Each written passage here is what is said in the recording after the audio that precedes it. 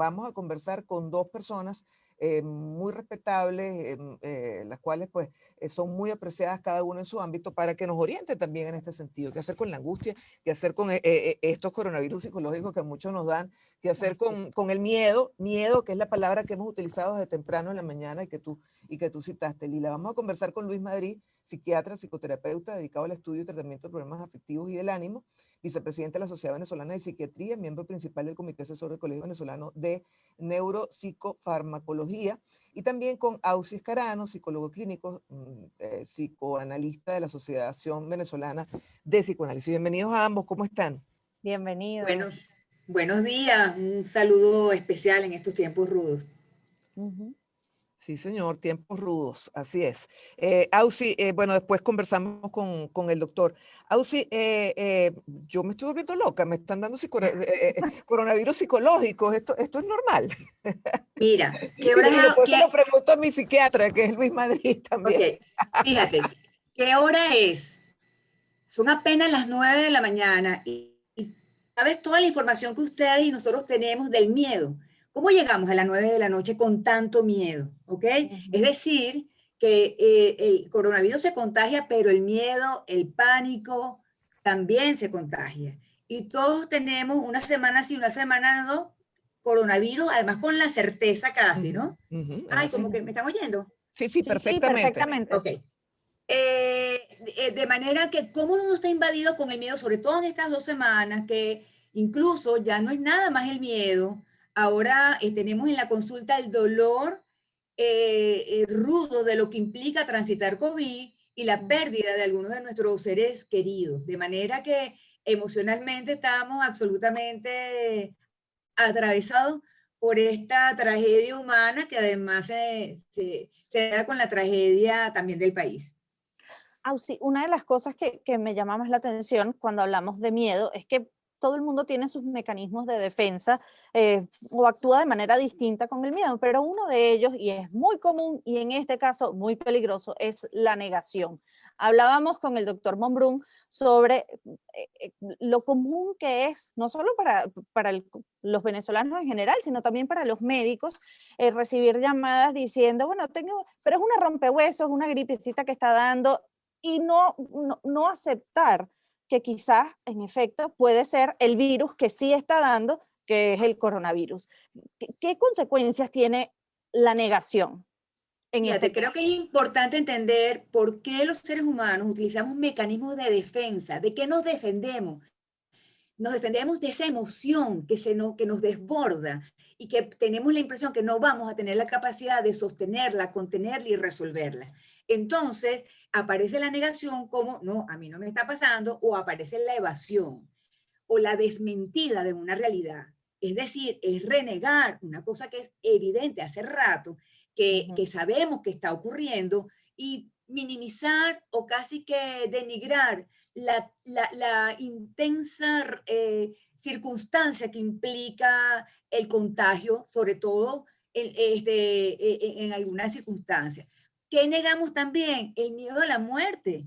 El coronavirus nos tiene confrontados con el miedo a morir y cada vez lo tenemos más cerca y hay una amenaza.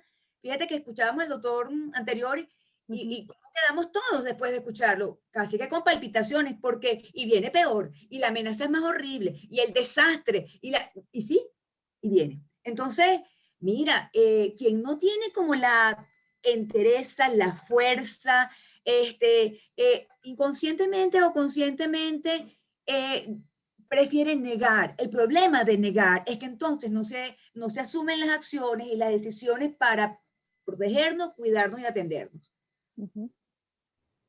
La negación es un problema de que retarda la toma de decisiones. Y esta es una enfermedad donde la toma de decisiones tiene que ser inmediata, porque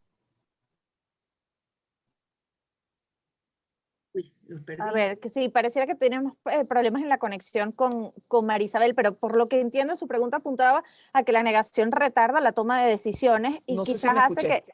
No te escuchaste, Marisabel. Si puedes repetir nuevamente tu pregunta. Sí, no, exacto. Sí, parece que tenemos algo de delay. Pero yo le agarré la idea, a Marisabel, fíjense. Adelante, Ausi. Sí, ¿Por qué hay básicamente, tanta doctora, Sí, creo que tenemos mucho delay con Marisabel. A ver. Ok, avísame si... Sí, adelante, Ausi, vamos nosotros a Ok. tratar de resolver. Mira, sí, la negación se monta en la tragedia de no tener la capacidad de resolver emocional y psicológicamente y materialmente. Una de las cosas confrontativas de COVID es que si no tienes la capacidad económica de resolverlo, la tragedia encima, además es como vejatoria, no tener capacidad de adquirir los medicamentos, etcétera, etcétera. Entonces, es muy tentador hacérnoslo negar la realidad. Ujú. Sí, ahora, cuando estamos hablando de una contingencia que se extiende durante tanto tiempo y es una situación desgastante y todos los días quizás sientes ese miedo, sientes esa ansiedad, ese temor, ¿cómo hacer para coger aliento y poder aguantar lo que todavía queda por venir? Que nos tiene que agarrar también con la fortaleza necesaria para entender que quizás estamos en un momento en el que cosas desafortunadas pueden ocurrir. Existe la posibilidad real de contagiarse, aunque uno haga todo lo que esté en tus manos y te esfuerces por no hacerlo. Mira, importante lo que mencionas, y tú dices dos palabras que yo utilizo mucho. Uno es cuidar, preservar y sostener las fuerzas internas para lidiar con esto, y lo otro es aguantar. Hay que aguantar la circunstancia, la noción de contingencia nos dice que estamos en tiempos críticos, trágicos, ¿ok? Inmersos en afuera o dentro, contagiados o no contagiados, todos tenemos encima la angustia de muerte. Eso implica que hay un agotamiento por lo sostenido, lo largo, lo que fatiga y lo que desgasta también los recursos que hemos utilizado hace más de un año que se agotan y hay que renovar, actualizar. Entonces hay que estar con el miedo. Hay un miedo útil, que es el miedo que te avisa que te tienes que cuidar. Ese miedo útil hay que escucharlo porque nos alerta. El miedo inútil es ese miedo que sobredimensiona y que nos disipa la línea entre que lo que le está pasando al otro no te está pasando a ti. Para cuidar la fuerza no puede, a veces tenemos que ponerle pausa al sufrimiento y a la empatía porque hay tanto sufrimiento afuera que si lo igualamos y sentimos que nos está pasando a nosotros, el desgaste y la fatiga nos fragilizan. Entonces, ¿cómo cuidar la fuerza? Y para ello va a ser necesario lo que podríamos llamar refugio psíquico sano, que son pequeñas pausas, treguas, donde aquello que te funciona, respirar, caminar, hablar con alguien, escuchar música, aquello que te funciona, fortalecerlo y sostenerte en las circunstancias. doctora, usted sabe que en estos momentos Uh-huh. ya pues en muchas latitudes se está vacunando y la gente siente, bueno, ya vamos de paso. Aquí en Venezuela el tema de la vacunación se está tardando un tanto más. Oye, ¿cómo manejar ese delay? Ya que hablamos de delay, Lila, en mi transmisión, ¿cómo manejar ese delay entre bueno, ya en otros países van saliendo esto y a nosotros nos queda todavía un buen trecho? Mira, tolerar esa frustración no es fácil porque nos alarga la esperanza de que esto se resuelva, ¿no? Estamos cuando por fin. Y además este tema de el grupo prioritario, para cada ser humano todos somos prioritarios. Entonces todos queremos ver cómo buscamos y encontramos una manera de tener la vacuna como aquel elemento que nos da, comillas, la seguridad de que no nos vamos a contagiar. Y resulta que aquí hay lentitud por una serie de razones que conocemos, con lo cual se agrega la rabia y rabia con miedo y tristeza en una bomba de tiempo. Pero hay que esperar, la vacuna va a tardar y mientras tanto nos toca cuidarnos de nosotros y preservarnos. Ya la vacuna, ya hay una esperanza, está más cerca, pero digamos la circunstancia país nos resiente porque hay como un juego macabro de que viene, no viene, no tenemos el poder de resolverlos nosotros y el afuera tiene el poder de lo que podría ser nuestra salud. Esa circunstancia no la podemos controlar en el instante. Lo que sí podemos controlar son nuestras medidas de bioseguridad y de psicoseguridad. Es decir, mascarilla, distancia, pero además cuidar la salud mental, porque nos agotamos, la mente no puede con tanta perplejidad, con la amenaza constante, creciendo, es agotadora. Entonces cada quien tiene que ser cuidadosos, conocer sus límites y buscarse sus treguas. Sí. Ahora, veo que Ya está tenemos a conectado. Luis Madrid ya. Sí, ¿Qué y tal? quería preguntarle, aprovechar, Marisabel, para preguntarle al doctor Madrid, quien es médico psiquiatra, además de psicoterapeuta, no solo qué está viendo en su consulta, qué cosas han aumentado quizás durante este año, por qué la gente decide consultarle en medio de este contexto, pero por otra parte, y partiendo de la experiencia propia cuando tuve COVID-19, esta es una enfermedad que te obliga a estar aislado y no sentirte acompañado en un momento difícil. Creo que es todavía más difícil. Es decir, psicológicamente, aunque tus síntomas sean leves, te sientes abandonado y te sientes un poco solo. ¿Cómo se lidia con eso, doctor Madrid? Bueno, fíjate, buenos días. En verdad que encantado de estar acá. Gracias, Lila, Marisabel. Y bueno, encantado de estar aquí con Auxi compartiendo este escenario, ¿no? Fíjate, lo primero que hay que concientizar, Lila, ante tu pregunta, es que esto probablemente, lo más seguro es que es un proceso transitorio. Recordar a la persona que el aislamiento, yendo directo a tu pregunta, si vas a estar aislado, si vas a estar separado de tu familia, ya sea intradomiciliario o sea hospitalizado o en algunos centros de atención, va a ser un proceso transitorio. Eso es importante. Eso no va a ser de manera indefinida ni de por vida. Segundo, lo otro que hay que concientizar, si por ejemplo la gente va a ser hospitalizada o va a estar en cuidados intermedios, cuidados intensivos, UTI, la unidad de terapia intensiva y en una hospitalización no significa muerte. Hay gente que hace una conexión cognitiva directa.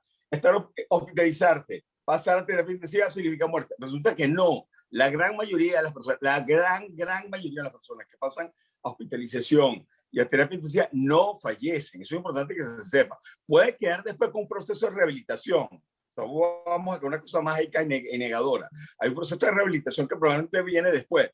Por lo principal, ante un proceso infeccioso como el que está produciendo la COVID o el SARS-CoV-2, es salvar la vida, estar vivos, ¿no? Entonces, eso es lo más importante. Entonces, pero también tenemos que entender que la mayoría de las personas que se contagian, que cursan con la enfermedad, la pero grandísima mayoría, no fallecen. Eso es importante también concientizarlo. Y tercero es que hay, bueno, transitoriamente en este periodo, vamos a mantener un estilo de comunicación distinto al habitual. Va a haber un estilo de comunicación distinto que puede ir desde una comunicación frecuente, dependiendo del sitio donde esté hospitalizado, de la accesibilidad de medios de comunicación, de redes, de utilizar dispositivos electrónicos para la comunicación, hasta permiso. Hay sitios donde inclusive le pueden dar permiso a algunos familiares con su traje especial, con condiciones especiales, permitir visitar a su familiar. Sin embargo, eso lo va a determinar el centro, lo va a determinar el sitio, la congestión que pueda haber, la carga viral que hay en el ambiente y por supuesto el médico tratante, el que va a dar la pauta. Y lo otro es que, bueno, la comunicación con el médico tratante es fundamental y normalmente es el que va a dar la pauta. Es importante entender esto porque con mucha frecuencia recurren a la consulta personas con mucha ansiedad diciendo que el médico solamente se comunica conmigo una vez al día, 2 veces al día, que el doctor es muy concreto, muy parco. Hay que entender que probablemente este personal está fatigado, está cansado, tiene un estilo de afrontamiento de la comunicación. Mientras el médico se comunique es suficiente, ¿no? Mientras el médico tratante del familiar que está hospitalizado mantenga contacto, eso es lo importante. Si es una vez al día, bueno, una vez al día y aprovechamos ese momento de contacto para preguntar lo que sea necesario o que nos aclaren los puntos que sean necesarios. Pero entender que cada médico, en cada situación, esto es distinto, porque así como se habla que el médico puede deshumanizarse cuando hay un burnout, cuando se han quemados por el exceso de trabajo, que en este momento mucho personal sanitario, no nada más médicos, enfermeros, terapistas respiratorios, terapistas cardiovasculares, están agotados, realmente están redoblados en su trabajo. Entender que la deshumanización a veces no viene de aquel lado, sino que a veces por nuestra propia angustia también nos deshumanizamos, disculpen, al médico y le queremos que sea un médico que se comunique con nosotros cada 20 minutos. Es imposible. Para mí la prioridad, si yo tengo un familiar hospitalizado o en terapia, es que me atiendan bien a mi familiar. Si el médico se comunicar conmigo 2 veces al día, no importa, pero que me atienda bien a mi familiar. Eso es lo importante. Entonces, creo que también tenemos que jugar un poco a eso, de entender también la posición del otro, que el médico entienda mi angustia, pero también entender que el médico puede estar en una posición de exceso de trabajo, donde está abocado a los pacientes, donde la prioridad es el paciente y, bueno, obviamente va a mantener un estilo de comunicación distinto mientras esté este proceso de aislamiento.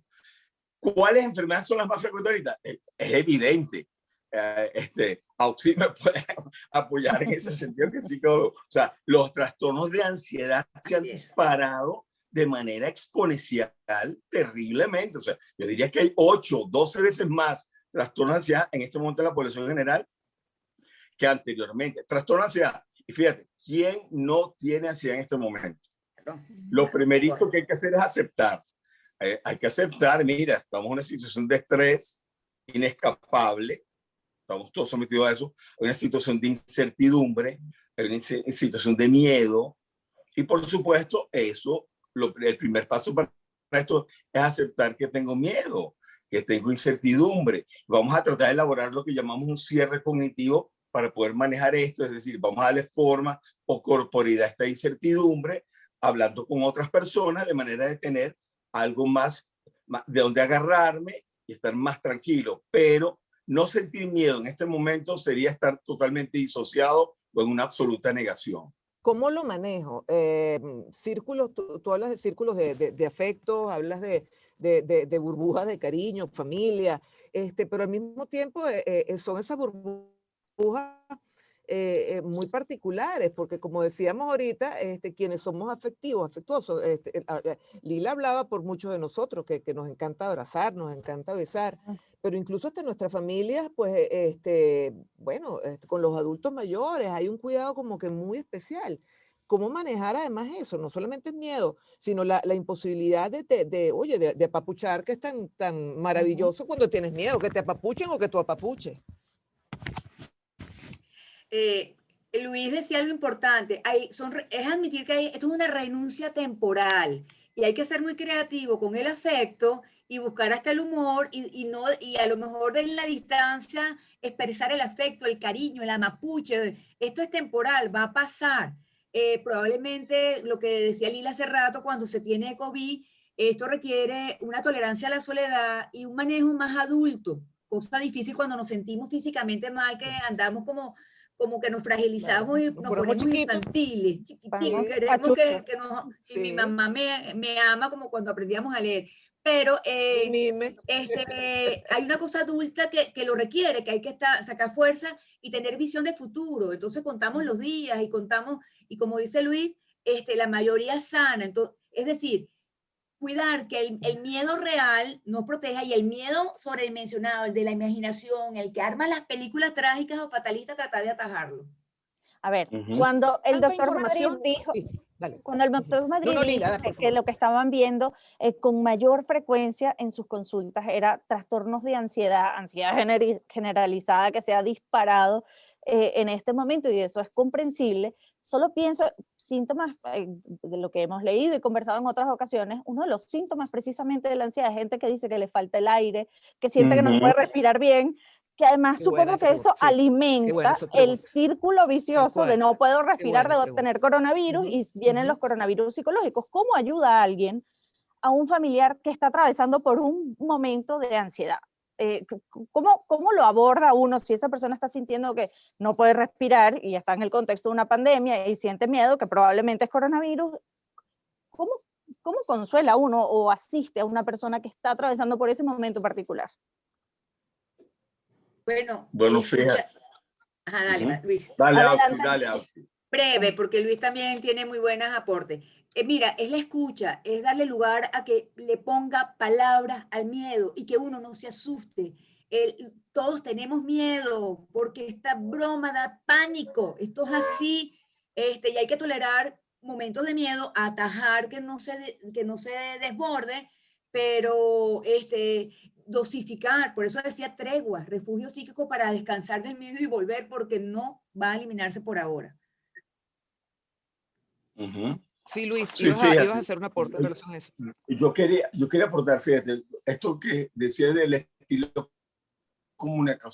comunicacional de que somos personas más físicas, que nos tocamos más corporal, y va a haber un distanciamiento. Bueno, Oxy lo dijo claramente, bueno, transitoriamente vamos a cambiar ese estilo, no podemos recurrir, si las circunstancias han cambiado, tenemos que adaptarnos a la cuestión. Si nosotros queremos mantener el mismo proceso de comunicación, de contacto físico, de gestualidad, inclusive de comunicación, porque fíjate cómo nos estamos comunicando nosotros acá, ni siquiera estamos en el estudio con ustedes como habitualmente se hace. Entonces tenemos que hacer una adaptación. Si nosotros no entendemos eso, nos vamos a desadaptar a la situación y vamos a entrar en verdaderos problemas. Entonces, entender que probablemente, como reiteramos Auxi y yo, es algo transitorio, vamos a tener un estilo de comunicación distinto, hacer entender que el cuidarnos no significa rechazo. De hecho, yo con muchas personas pongo a practicar un juego de inversión de roles, porque muchas veces la persona, el familiar que no está contagiado o el cuidador, ay, ¿cómo le digo para que no se sienta mal? ¿Cómo hago para que no se sienta rechazado? ¿Cómo hago para...? Ya va, un momento, hay una realidad que hay que hablarla. Auxi dijo algo muy importante, hablar, alivia tensión. No supongamos, no dejemos las cosas a los supuestos, a las suposiciones, porque es donde pueden venir las distorsiones cognitivas. No vemos las cosas al sentido común. Muchas veces dejamos las cosas al sentido común. Lo menos común en este momento es el sentido común. ¿Por qué? Porque estamos ante una situación nueva, una situación totalmente extraña para todos nosotros, donde la incertidumbre es la reina de todo. Entonces, vamos a hablar lo que tú sientes, vamos a hablar lo que yo siento y vamos a ponernos de acuerdo. Y uno de los ejercicios que yo le digo a las personas es que vamos a ponernos las cosas de los equipos de bioseguridad. Vamos a poner las dos mascarillas. Si hay alguien infectado en casa, por ejemplo, vamos a ponernos ambas partes, las mascarillas, usar los geles, usar todo. Vamos a hablar cómo nos sentimos con esto puesto. Vamos a hablarlo. Vamos a horrendo, horrendo, porque además psicológicamente, déjame decirte, es horrendo. O sea, es algo que no solamente nos limita con los demás, sino que nos limita a nosotros mismos. Es horrendo, te pica todo, te sientes mal, y hay que decirlo. Estoy haciendo terapia, sí, también. Claro, Marisabel, pero en la medida que lo podamos hablar, en la medida que lo podamos colocar en palabras y lo podamos metabolizar y reintegrar de otra manera ya metabolizado por los dos, probablemente la cosa cambia. Ya no me incomoda tanto, ya no me molesta tanto, ya las cosas tienen un sentido, tienen un porqué, y evitamos esta cosa del rechazo, ¿no? De que me rechazan, si te rechazo, esa ambivalencia que hay ahí. Vamos a aclarar esa duda. Entonces yo pongo a la gente a hacer lo que llamamos un juego de roles invertidos, que sea el contagiado, por ejemplo, la persona que está contagiada, el que te diga y te recuerde los cuidados. Vamos a decir, bueno, el que está aislado en su cuarto, ponte, que está contagiado, tiene que estar en su cuarto, usar tapabocas permanentemente, mantener la puerta cerrada, tener su baño aparte. Todas estas medidas que el médico muy bien le puede explicar cómo hacer. Eso se le pregunta al médico. Pero básicamente estar aislado en su casa, usar siempre tapabocas si va a salir más todavía del cuarto, usar un solo baño, los cubiertos, el juego de cubiertos, todo eso lo tiene que manejar el paciente que está contagiado, ¿ok? Hacer un juego de roles. Decirle a mi mamá, ponte, o decirle a mi esposa o a mi esposo, voy a salir, mira, voy a hacer tal cosa, voy al baño. Mira, la comida, ¿qué pasó con la comida? O sea, ponte la máscara, que voy a salir. Pónganse las cosas, que voy a salir. Váyanse hacia la bandera, que voy a hacer. O sea, que sea la persona la que dé la orden y no el que está afuera, el que esté dando órdenes. ¿Entiendes? Ponte el tapaboca para salir. Porque ahí se genera ese conflicto psíquico de que me están rechazando, de que me están manipulando, de que yo soy un peligro para ustedes, que no me quieren. Y resulta que todo eso es ficticio, ¿no? Entonces hacer el juego de roles, pero hablándolo, como dijo Auxi al comienzo, hablando, no dejamos nada en los supuestos, podemos clarificar las dudas y podemos llegar a acuerdos que son decididos para ambas partes y se quitan esos elementos de rechazo, abandono, de asco, que no me quieren, no, o soy un peligro para ustedes, soy una carga para la familia, porque además así como se han disparado los episodios de pánico, de ansiedad generalizada, y estamos viendo también mucho estrés postraumático de personas que han salido de una hospitalización, de una terapia, y no nada más lo que han vivido, sino también lo que han visto allá adentro. Estamos atendiendo personas que han visto gente morir al que está al lado, o ver entubada a la persona que está al lado. Es un evento que probablemente para los médicos más común, más tolerable, pero para una persona que no ha vivido eso, puede ser un evento traumático muy intenso. Entonces, eso también se ha disparado por los trastornos de ansiedad. Las obsesiones también se han incrementado, pero también las depresiones y la violencia. El abuso de sustancias se ha incrementado de manera intensa dentro de las casas, porque la gente llega un momento que el estrés es tan intenso que se vuelve intolerante, baja el umbral de tolerancia y puede tornarse agresivo, violento con su familia, con su pareja, y eso hay que manejarlo. Y todo eso se maneja hablando, expresando el miedo, expresando el agotamiento, expresando el terror. Hablándolo, la gente tiende a mejorar mucho esta sintomatología, sobre todo la sintomatología comunicacional e interpersonal. Fíjate, ponerle palabras al miedo le da forma. Cuando le damos formas a las cosas, algo podemos hacer. Hablar, Marisabel, de que esto es horroroso. Caramba, lo es. Y es horroroso para ti, para Lila, para Luis. Entonces, es tolerar lo horroroso que es, pero al lado de que nos estamos protegiendo, Marisabel. O sea, necesitamos saber que es una manera de protegernos, de pasarla menos mal, ¿ok? Para transitarlo menos mal. No lo vamos a transitar bien, es menos mal. Y hay que drenar con la palabra, con el ejercicio, con alguna actividad que te haga sentir capaz o que te haga sentir que tienes control, porque esto nos deja tan impotentes. De hecho, Luis hablaba de algo importante, estamos en la zona de los traumas y los traumas cuestan procesarlos, toman su tiempo. Sí, por cierto, una cosa que me gustaría rescatar, que ha puesto sobre la mesa el doctor Luis Madrid, y quizás es algo en lo que no reparamos, a menos que quizás tengamos algún familiar médico, y es el desgaste también para el personal médico. Que quizás no pensamos en esos trastornos de ansiedad que también pueden estar experimentando. Y traigo a colación una anécdota, algo que pasó en esta radio, en este estudio. La semana pasada teníamos una entrevista con un médico, una de nuestras productoras, que además está trabajando hoy con nosotros, hizo la llamada para tratar de establecer el contacto y sencillamente se quebró, no pudo ir al aire porque ya van 400 médicos que han fallecido en este contexto de la pandemia. Y creo que también están viviendo quizás hasta la peor cara de esto, porque en la mayoría de los casos uno sabe de gente que se recupera y no tiene mayor secuela y puede seguir adelante, pero por lo general ellos están en contacto con la gravedad de esto. Mira, he trabajado en grupos de médicos donde los psiquiatras y psicólogos están acompañando al equipo de salud y hay espacios para la orientación, para la escucha. Ahí, así como hay compañeros espejos, hay alguien que le puede decir, pon límite, vamos a contenernos, se habla, hay una sala de reunión donde hay descanso, donde se cuida el alimento, pero Ivor no, pues porque la mente no puede con tanta muerte a veces en la cabeza, entonces hay que cuidar a nuestros médicos.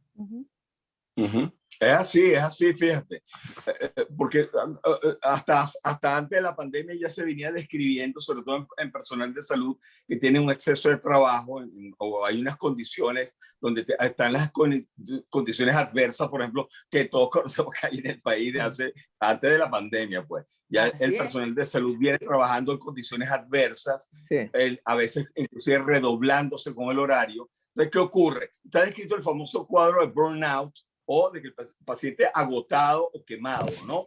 Por el exceso de trabajo, donde la persona entonces puede tener deshumanización en el trato con el paciente, el individuo puede tener cansancio, problemas cognitivos, dificultades para razonar, para intermediar, para tomar decisiones acertadas, para mantener protocolos de tratamiento. La persona puede agotarse. Entonces, imagínate ahora una situación además donde hay un peligro inminente, una amenaza inminente para la salud y la vida del médico. O sea, toca atender al otro, bueno, eso es parte de nuestro trabajo, siempre ha sido así, desde la especialidad más humanista como la psiquiatría hasta la más quirúrgica como es la traumatología, la neurocirugía, por ejemplo.